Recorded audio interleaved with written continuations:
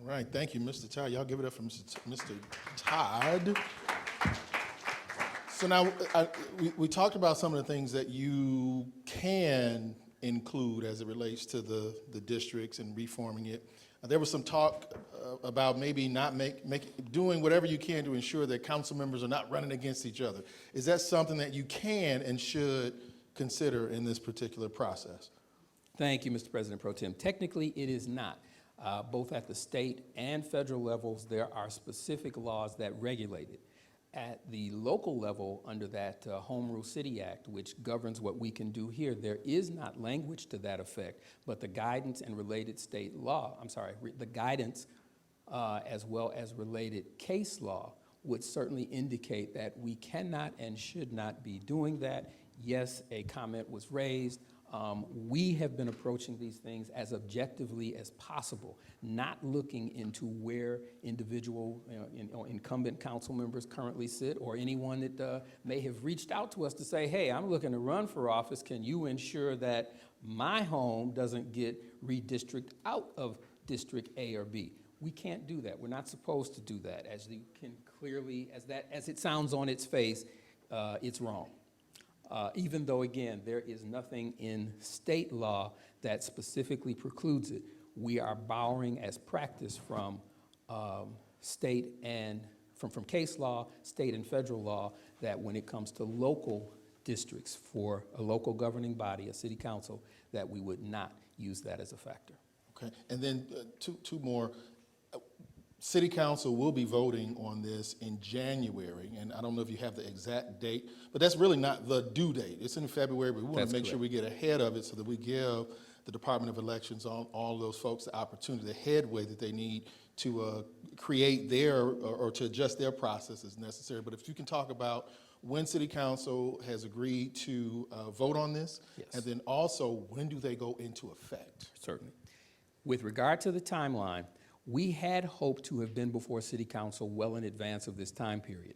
Unfortunately, the challenge to the census, the issues with the census data, what elections had to do in order to finally be able to create and have accepted by the state the new voting precincts caused the delay.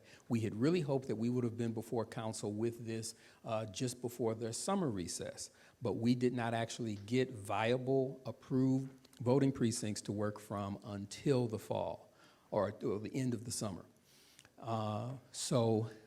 But even though we are late from the perspective of the timeline that we had originally orchestrated with law department and city council, we are not late ultimately in terms of the process. We have asked city council to, upon their return from their recess in January, to eliminate any of the infeasible options, to try to narrow this down to a single option, or at the very most two, and then work through the remainder of the month with a public hearing, and then finally a vote by the end of January. I believe January 30th would be the date we have suggested for City Council to act upon this. The creation of the current districts was actually not done until February, so we would still be ahead of schedule from that respect. The reason why we're desiring for council to be done no later than the end of January, certainly ultimately no later than February, would be so that legally you have to have opportunity for anyone who wants to challenge these boundaries as set, so there'd be enough time to deal with any legal proceedings that need to take place. And then ultimately, individuals who are considering running need to have residency for a year prior to filing. So you need to have these districts in place, so if somebody needs to move because they intend to run, they can do so, and they can be a resident of that district a year before filing. So ultimately, again, what we're looking to, what these will serve as the parameters for the City of Detroit's election, this being the first election that qualifies since the 2020 census. 2021, that election came too soon as it relates to the release of the census data. So there was not the opportunity to do redistricting then, even though it was done for state, federal, and county prior to now. These efforts, again, are all being done in order to ensure that redistricting is in place for the 2025 election.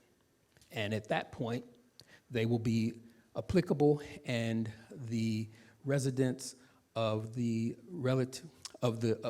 district would vote in accordance with those new boundaries and would then still be properly represented, have their vote properly represent the individual that they voted for. There were some people who expressed concern last Tuesday about all of a sudden, if these districts went into place, no longer being in a district for a person that they voted for. These districts will only be used for that election and will then be in place going forward from 2025. Thank you, Mr. Todd. And last thing, because I got this at a meeting that I was at, someone was concerned that any change in the districts may affect, insurance rates in some capacity. I know the answer, but I want you as the authority to let folks know if that's true or not. That is not true and certainly shouldn't be true when it comes to political boundaries such as these. They should not have any impact on the setting of rates and things of that nature. We know that we have that when it comes to the larger jurisdiction of the city itself. But when it comes to subdivisions of this nature, this is again in order to facilitate proper representation via an election. Those boundaries should not have any bearing on folks' insurance, or for that matter, I hate to bring it up, or even your land value, your taxes, your property taxes. Got it. Thank you. All right, so how many of you live in one of those red areas? Raise your hand. Okay, we got one that's in the red area. If you don't mind, talk to us about your thoughts, because what I want to do, so the way this works is I need to get feedback from residents, and maybe you're still too fresh for you to, comment on it just now. But what I'm charged with is taking all of what you have and what you give me and provide it to the City Planning Commission so that we can either create another map or we adopt one of those that's on the screen right now. So, Brenda, what's your thoughts on what you see so far? It is kind of fresh for me, so I would be on the first proposed map where you cut off south of Schoolcraft. So that would probably send me into District 7. Nah, I ain't got nothing. I ain't got no problem with District 7, but I just like where I'm at, and I'm used to being District 1. Been District 1 for 20-some years. I'm really not looking, to change that. And then I will be wondering what other dynamics come along with that. Just politics, resources. I mean, it changes a lot for me to put me in a different district, and so I think I would need more information on what that actually means, as they say, school-wise districts, voting district, tax, just all of it. So it's still kind of early. That was a who. So I'm gonna say no to the first one. I don't like it. I don't want it, and I want us to pick another one. All right, I'm taking that in. Any other thoughts about the maps? Yes, ma'am. Coming your way, coming your way, coming your way. Where are you, honey? Okay, I'm trying to get an understanding. Is this going to be different than what we already have when we redistricted at the same, maybe a year or so ago? Is this something different than what we had? Yeah. Right. And when they did that, that diluted Detroit's vote. So you know what? I don't know about this. We're gonna have to kick this around. Well, this was a little different because this is only Detroit. Right. So this is only City Council. So the other redistricting that had effect, we've had it along the way of state House and Senate races, as well as the congressional races. But it didn't affect, those redistricting did not affect City Council at all. So now, based upon, again, just like their process, after every 10 years, we've got to go through it now, and our 10 years is up this year. And so that's what we're looking at now. So we won't have a mixture of districts that include outside municipalities, Southfield, or anywhere else. This is all about reconfiguring what the districts look like within the city of Detroit only. I'm still green. Mr. Todd, maybe I... Certainly.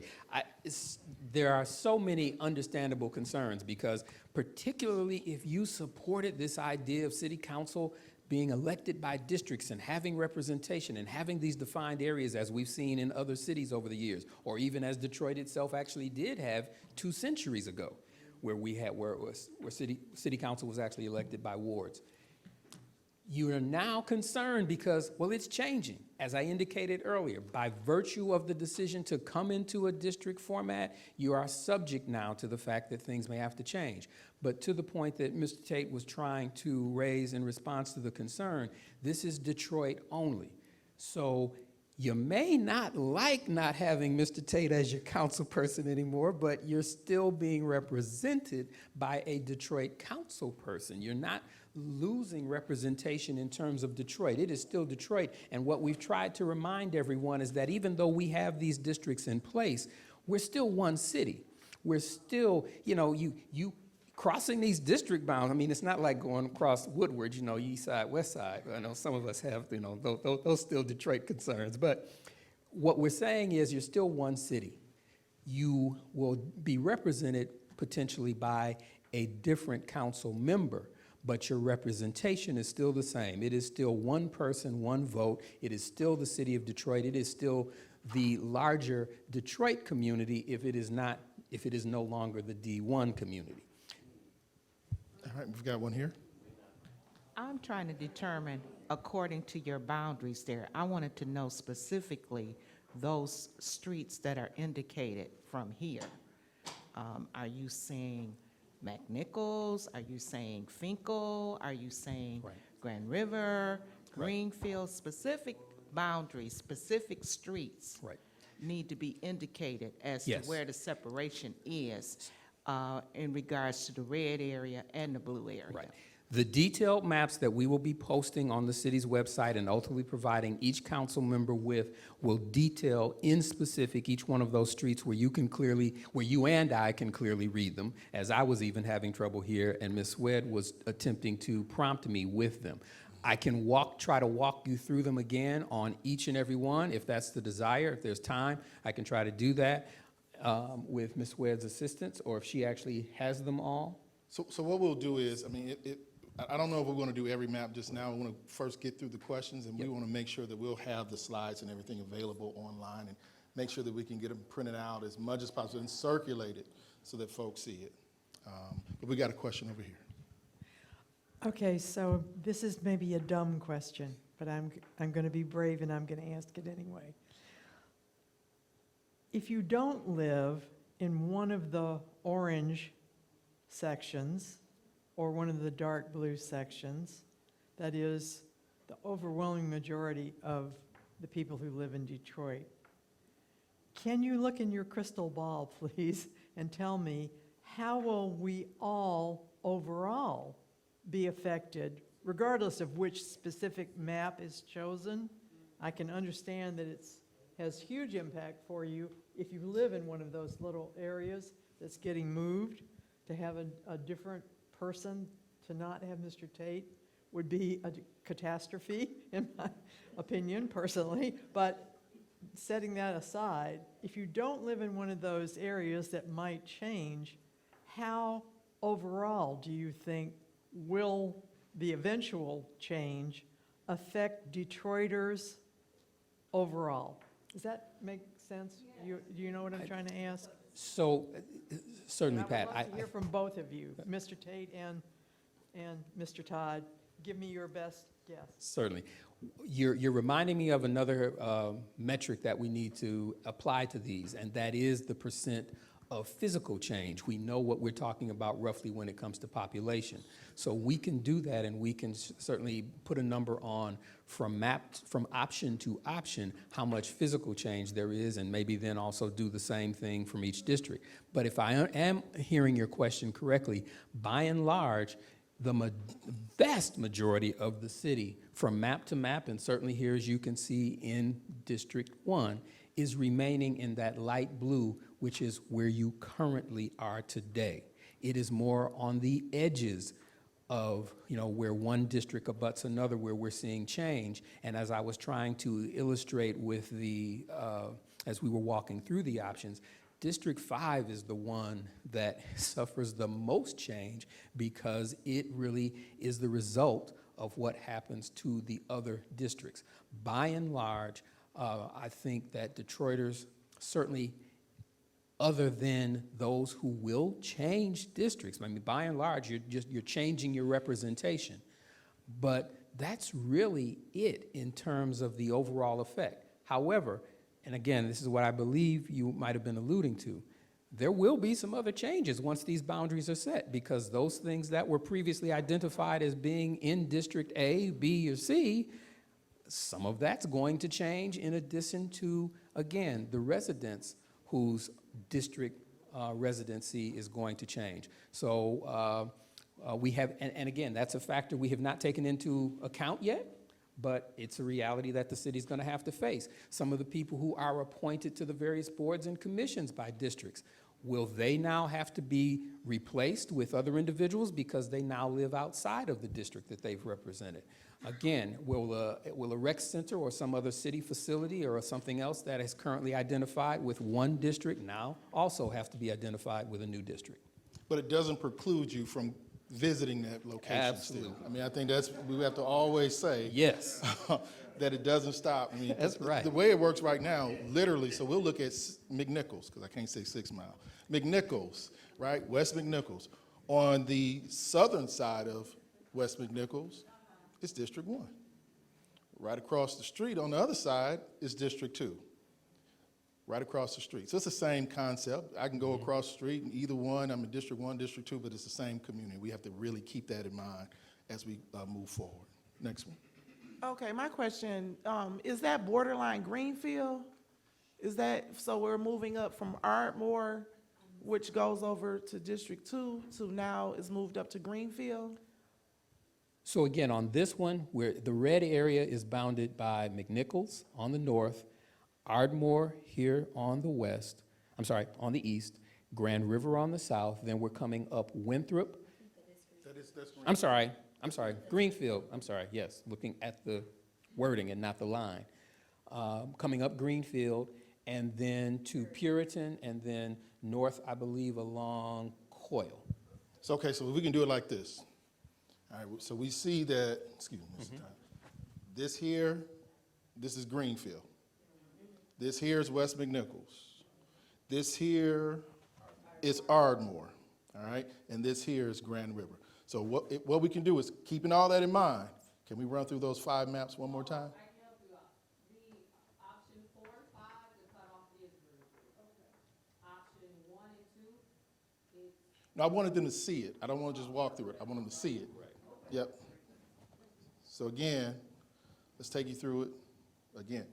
4, 5, 3, 2, 1 kind of thing. Grand River, I'm sorry, Grand River.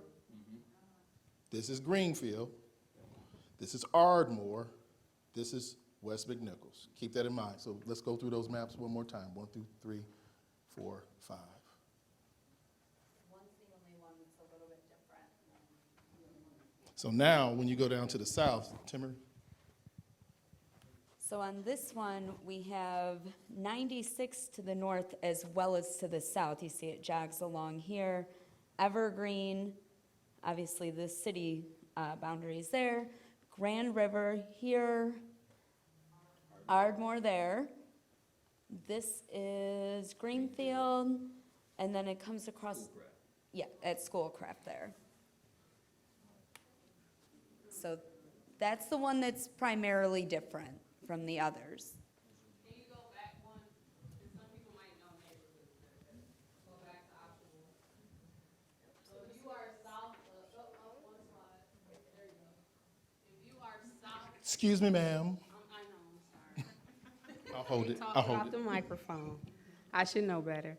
Okay, so if you are south of the bold line, which is Schoolcraft, okay? If you're south of that, we're Castle Rouge, Outer Drive, Fullerton, okay?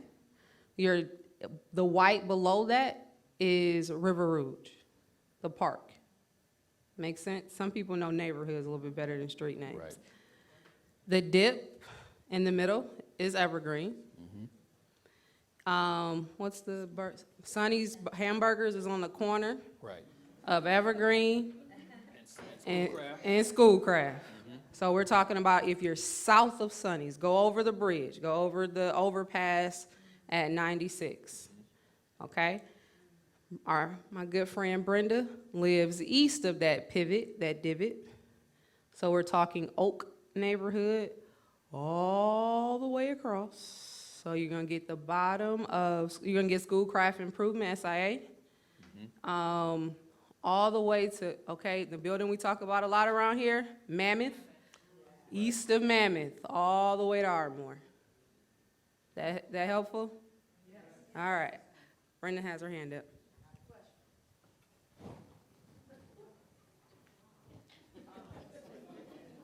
So when we're redetermining these, will it redetermine our neighborhoods as well? Like right now, I'm Brightmore. When if we went with this, would it move me into, would they redetermine that neighborhood or? Nope. No, okay. Here we go. Here we go with the asterisk. Because you can't change my neighborhood name.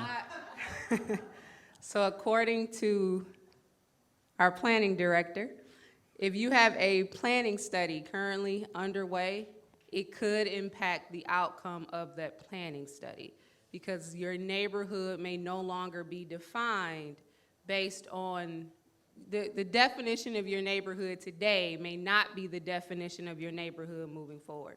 So does it change your neighborhood and what we know as our neighborhoods? No. But from a city's perspective, the definitions that we see in our planning studies potentially, as well as some people hate them, but Google Maps, all of that could change the definitions, but not necessarily the city's definition of the neighborhood.